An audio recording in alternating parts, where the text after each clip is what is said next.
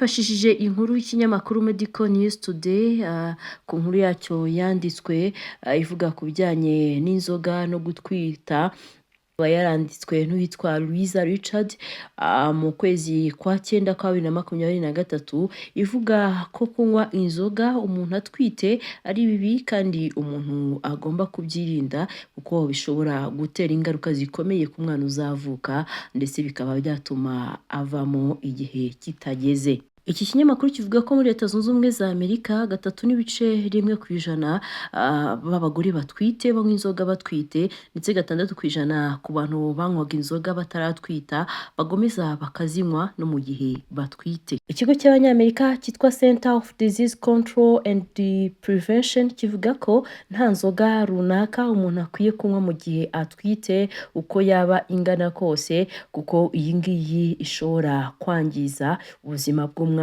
uri mu nda. Kandi kivuga ko iyo umuntu anywa inzoga atwite, inzoga ibasha kunyura mu maraso ikaba yagera ku mwana uri mu nda binyuze mu ruhererekane ruhuza umwana n'umubyeyi ndetse umwana akaba yabasha kunywa inzoga umubyeyi anyweye kuko inzoga ibasha gutambuka ikagera no mu ngobyi umwana abarimo. Ubushakashatsi buvuga ko mu masaha 2 umuntu anyweye inzoga inzoga iba yageze ku mwana biba bimeze nk'uko umuntu ubwe yaba yayinyweye. Bivuze ko nyuma y'amasaha 2 unyweye inzoga utwite, umwana nawe uri mu nda aba yamaze kuyimira nk'umuntu wayinyweye ubwe ku giti cye. Kunywa inzoga utwite ni ibintu tugomba kwirinda ntumwe na gake kuko ibi bishobora gutuma umwana avuka igihe kitageze, bikaba byatuma uwo mwana utwite avuka atari muzima. Ibi kandi bishobora gutuma umwana agira ibibazo bita fetal alcohol syndrome, ibibazo umwana agira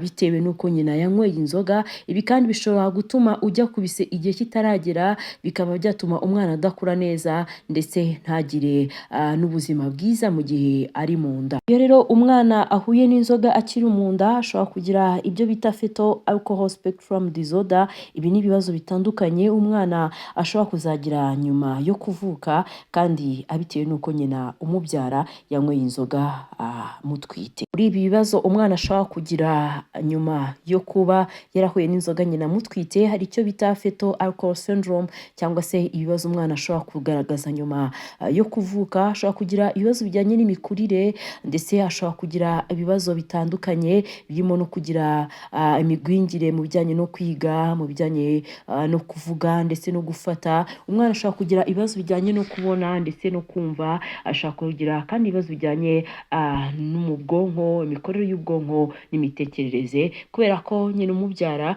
yanyweye inzoga amutwite. DC, ikigo cy'Abanyamerika gishinzwe kumenya indwara ndetse no kuzirinda no kuzivura, kivuga ko nta nzoga yemewe, nta rugero runaka rwemewe rwo kunywa inzoga mu gihe utwite. Ibyiza rero ni ukureka kunywa inzoga utwite kuko ari byo bizatuma ugira umwana ufite ubuzima bwiza udafite ibibazo bitandukanye biterwa no kunywa inzoga umutwite.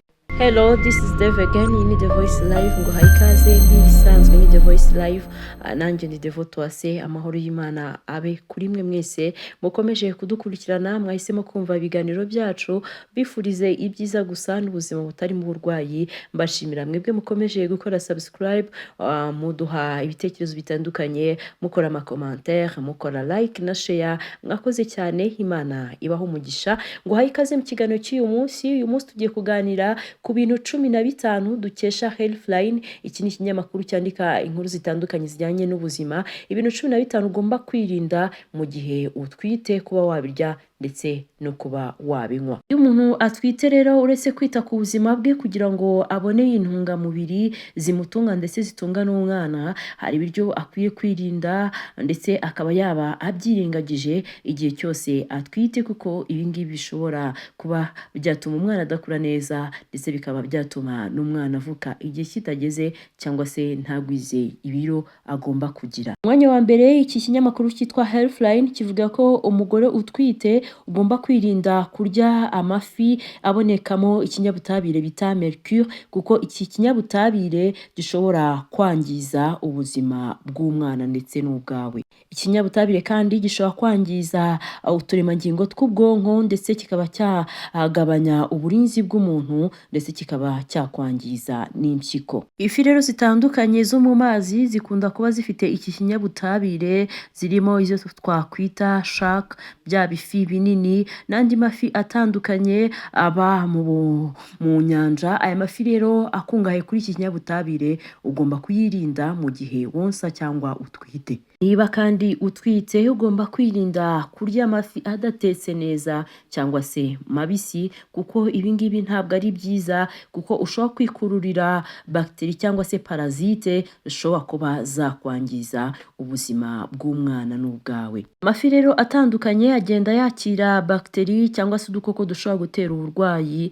Utu dukoko rero nubwo we tutakugeraho nk'umubyeyi, ariko dushobora kugenda tukaba twakwangiza ubuzima bw'umwana uri mu nda, ukaba wakuramo inda ndetse ukaba wagira n'ibibazo bitandukanye, nk'uko ikigo cy'abanyamerika CDC kibitangaza, Center of Disease Control and Prevention, gitanga aya makuru ko dukwiye kwirinda kuba twarya inyama z'amafi zitatetse neza, zitatetswe neza, cyangwa se kuba twazirya ari mbisi. Niba utwite kandi gerageza wirinde kurya inyama mbisi ndetse n'inyama zitatetswe neza, kuko izi zikongerera amahirwe menshi yo kugira ama infection aterwa na bagiteri zitandukanye. Izi rero zikaba zishobora gutera umwana ibibazo bitandukanye. Izo bagiteri zirimo salmonella, Escherichia coli n'izindi zitandukanye. Izi ngizi zikaba atari nziza ku buzima bw'umwana. Ni ngombwa rero nimba ushaka kurya inyama, gerageza uziteke zishye neza, wirinde kuba warya inyama zitatetse neza, kuko hari n'abantu barya inyama mbisi. Numvishe ngo abantu barya inyama mbisi, ibi rero ntabwo ari byiza ku buzima bw'umwana uri mu nda. Niba kandi utwite, gerageza wirinde ziriya nyama ziba zakorewe mu nganda, kubera ko kuriya bazitunganya zigenda zifata amabagiteri atandukanye n'amaparazite, ibi rero bishobora kwangiza ubuzima bw'umwana. Izi nyama rero kandi ziba zikungahaye kuri sodium. Ubutabire bwa sodium ntabwo ari bwiza ku mwana. Ni byiza rero kuba wabyirinda, ukirinda amasoseji, ukurinda inyama zindi zatunganyirijwe mu nganda, kuko rero ari byiza ku buzima bwawe ndetse no ku buzima bw'umwana. Niba kandi utwite, gerageza wirinde amagi mabisi, kuko aya magi mabisi agira ubwoko bwa bagiteri bita salmonella. Iyi salmonella rero ikaba yatera ibibazo bitandukanye kuri wowe ndetse no ku mwana. Ntabwo ari byiza rero kuba warya amagi mabisi, kuko bishobora kwangiza ubuzima bw'umwana ndetse n'ubwawe.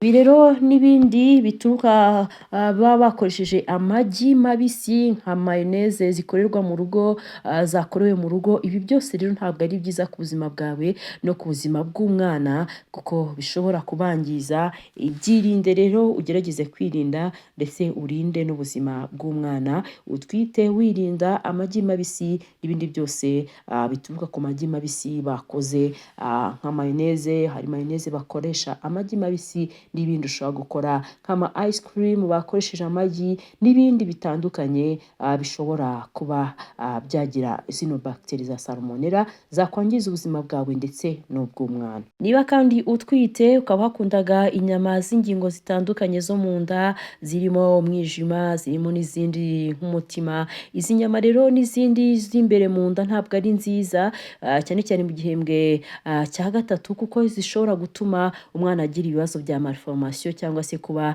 ingingo z'umwana zitakwirema neza, cyangwa se kuba watakaza umwana utwite. Izi nyama rero ziba zikungahaye ku cyo bita preformed vitamin A, cyangwa se vitamine A itarakorwa neza. Ntabwo ari nziza rero ku buzima bw'umwana, kuko zishobora gutuma ingingo z'umwana zitirema neza ngo azaze afite ingingo zuzuye. Igihe utwite kandi ugomba kwirinda ibintu byose bitogeje, kuba warya imbuto cyangwa se mboga zitogeje, amasarada adatunganyije neza. Izi rero mbuto n'izi mboga zitogeje neza zishobora kugutera uburwayi butandukanye, kuko akenshi usanga zifite amabakiteri atandukanye, zirimo za salmonella, Escherichia coli n'izindi zitandukanye zishobora kwangiza ubuzima bwawe ndetse n'ubuzima bw'umwana. Ni ngombwa rero kwirinda, ukarinda ubuzima bwawe ndetse ukagabanya amahirwe yo kuba wakwangiza ubuzima bw'umwana uri mu nda. Gerageza kandi wirinde kunywa ibintu bituruka ku mata bidatunganyije neza,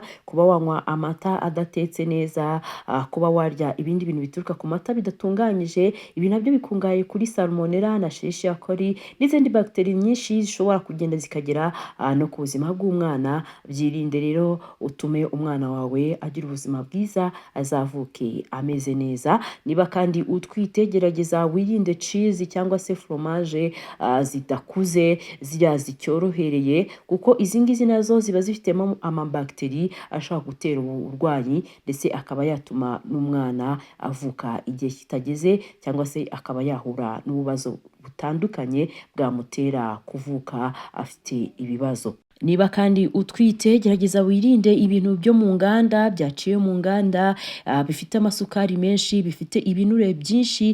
Ibi rero bituma wongera ibiro. Kongera ibiro rero utwite ntabwo ari byiza, ugomba kubyirinda, ukagerageza kurya ibiryo bifite intungamubiri, bifite amaproteine, bifite imyunyungugu ishobora gufasha umwana. Kongera ibiro rero ntabwo ari byiza, kuko bishobora gutuma ugira ibibazo mu gihe uri kubyara, ndetse ukaba watuma umwana nawe azagira ibibazo bya obesite. Gerageza rero urye ibiryo bifite proteine, bifite imboga, ibiryo birimo imboga, birimo imbuto. Wirinde ibiryo bikungahaye cyane mu binure, kuko bishobora nawe kukongera umubyibuho, bikaba byazakugora mu gihe ugiye kubyara, ukaba wabyara bikugoye. Gerageza kandi wirinde amaji n'ibindi bintu bitakozwe neza, nubwo biba bifite intungamubiri, ariko kandi ushobora gusanga isuku yabyo, uburyo byakozwe bitari byiza, bifite amabakiteri n'ibindi bishobora kukwangiza. Nubwo ubwabyo biba byifitemo intungamubiri, ariko ibintu byose bidakoreshejwe isuku, ibintu byose bitatunganyijwe neza byo mu maresitora, amaji yakorewe muri resitora, ariya ugomba kugerageza kuyirinda, kubera ko ari amaji ushobora gusanga uburyo yakoreshejwemo, uburyo yakozwemo butizewe, bikaba byagukurura bagiteri kandi zishobora gutera uburwayi umwana n'utundi dukoko dutandukanye.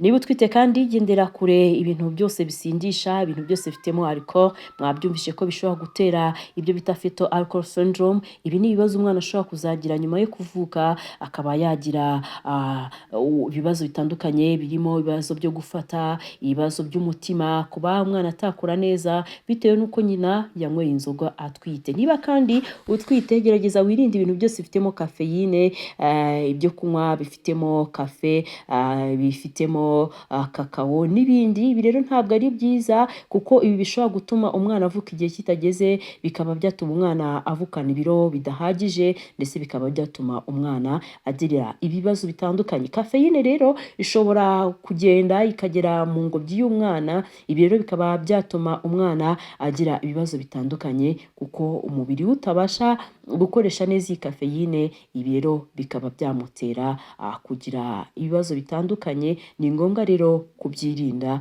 kuko atari byiza mu gihe utwite. Iyo umuntu atwite kandi agomba kunywa amazi menshi ahagije, ariko kandi nanone ugomba gusuzuma neza ukamenya amazi unywa niba atunganyije neza, ukamenya isuku yayo ndetse n'ibyo uyabikamo, kuko aya mazi nayo ashobora kuba yifitemo microbe cyangwa udukoko dushobora kuba twagutera ibibazo. Gerageza rero unywe amazi atunganyije neza. Ibi rero bizagufasha kugira ubuzima bwiza bwawe ndetse n'ubwo umwana utwite. Nakubwiraga rero ibintu ushobora kwirinda ukabigendera kure mu gihe utwite. Ugomba kwirinda kunywa amazi adatunganyije neza, ukirinda amazi atujuje isuku, ntunywe amazi adatetse, ntunywe amazi utizeye. Ugomba kandi kwirinda kafeyine, ibintu byose birimo kafe, birimo iyi kafeyine, kuko ntabwo ari nziza ku mwana.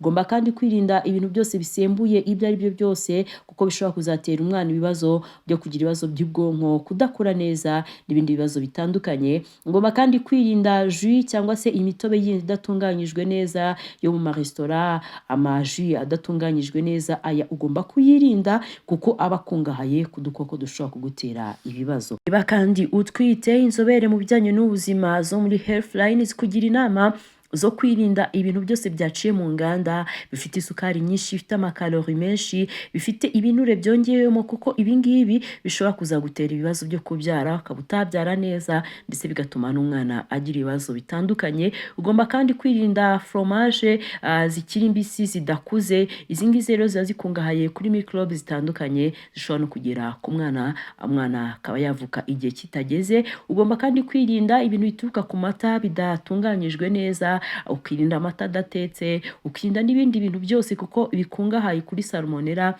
n'amabakiteri yandi yitwa Escherichia coli n'ayandi rero ashobora no kugera ku buzima bw'umwana akaba yamutera ibibazo. Niba utwite kandi gerageza wirinde kurya imboga n'imbuto zidatunganyije neza, zitogejwe, wirinde amasalade adatunganyijwe neza. Ibi bishobora gukurura amabakiteri atandukanye arimo salmonella n'ayandi ashobora gutera umwana ibibazo. Gerageza kandi wirinde inyama z'imbere z'ingingo zo mu nda z'inka, wirinde imyijima, wirinde n'ibindi birimo imitima. Ziriya nyama rero ziba zifitemo vitamine A itarakorwa neza, iyi rero ntabwo ari nziza ku mwana kuko cyane cyane mu gihembwe cya gatatu ishobora kumutera ko ingingo ze zidakorwa neza, bikaba byamutera n'ibindi bibazo bitandukanye. Niba utwite kandi wirinde kuba warya amagi mabisi n'ibindi byose byakoreshejwe amagi mabisi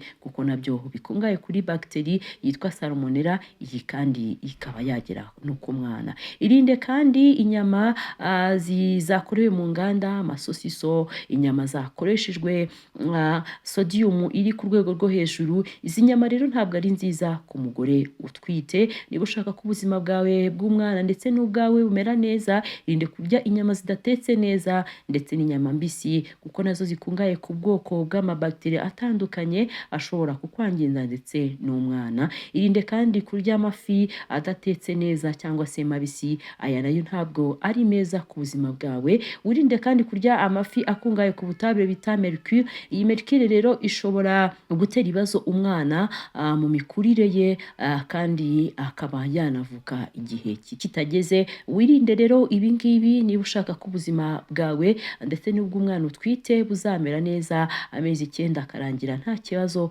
afite. Gerageza rero wite ku buzima bwawe ukurikiza inama za muganga kugira ngo wowe n'umwana uzabyara muzagire ubuzima bwiza. Murakoze cyane kubana nanjye mu kiganiro cy'uyu munsi. Twaganiriye ku bintu umubyeyi utwite agomba kwirinda, birimo cyane cyane inzoga kuko inzoga zishobora gutera ibibazo umwana no mu gihe yavutse akaba yagaragaza ibibazo by'imikorere y'ubwonko, kuba umwana yafata, kuba umwana yakwiga, kuba umwana yabasha kureba ndetse no kumva neza. Ni ngombwa rero kwirinda ibi bitandukanye kugira ngo umwana wawe azagire ubuzima bwiza. Mwakoze kubana nanjye, nari Devote Uwase, iyi ni The Voice Life. Imana ibarinde mwiyiteho, ndabakunda. Ibiganiro byacu nakagaruka.